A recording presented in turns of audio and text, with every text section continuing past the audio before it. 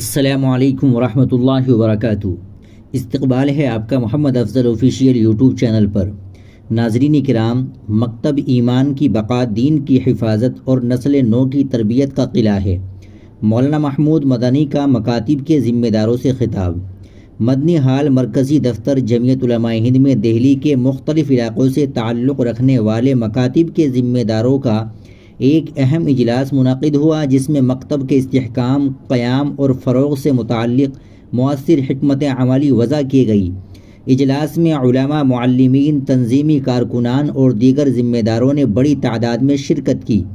اجلاس کی صدارت مولانا داؤد امینی، صدر دینی تعلیمی بورڈ صوبہ دہلی نے کی، جبکہ نظامت کے فرائض قاری عبدالسمیع، جنرل سیکریٹری دینی تعلیمی بورڈ صوبہ دہلی، اور مولانا شعیب ناظم، مرکزی دینی تعلیمی بورڈ جمعیت علماء ہند نے مشترکہ طور پر انجام دیے۔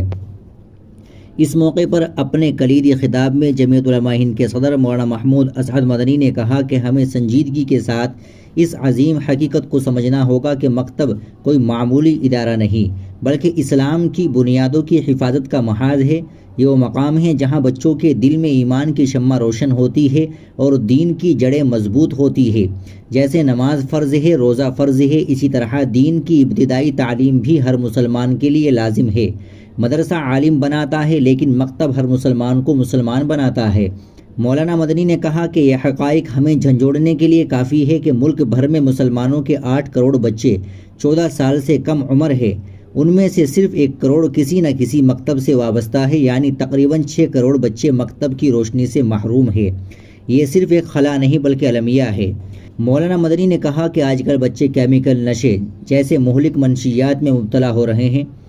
موبائل فون اور فحش مواد ان کے ایمان و اخلاق کو کھوکھلا کر رہا ہے۔ اس ماحول میں اگر ہم نے دینی تعلیم کا مضبوط انتظام نہ کیا تو آنے والے وقت میں مزید مشکلات ہوگی۔ میں تمام علماء، ائمہ، رضاکاروں اور اداروں سے اپیل کرتا ہوں کہ مکتب کے نظام کو منظم، مربوط اور وسیع کرے۔ ہر مسجد کا امام صرف نماز پڑھانے والا نہ ہو بلکہ بچوں کا دینی نگہبان ہو۔ ہر محلے کے علماء اور نوجوان سب اس مشن میں شریک ہو۔ مولانا حکیم الدین قاسمی ناظم عمومی جمعیت علماء ہند نے کہا کہ دینی تعلیم کے بغیر انسان روح کے بغیر جسم کے مانند ہے۔ انہوں نے کہا کہ ہمیں بچوں کے اخلاق، عقائد اور روحانی ترقی کی فکر کرنی ہے۔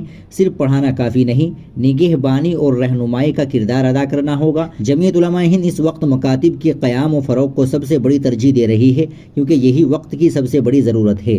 مفتی عفان منصور پوری، معاون ناظم عمومی مرکزی دینی تعلیمی بورڈ نے کہا کہ نسل نو صرف والدین کی نہیں بلکہ پوری ملت کی مشترکہ امانت ہے۔ ہمیں بطور معلم اللہ نے وہ صلاحیت عطا کی ہے جس کے ذریعے ہم نوجوانوں کی ذہن سازی کر سکتے ہیں۔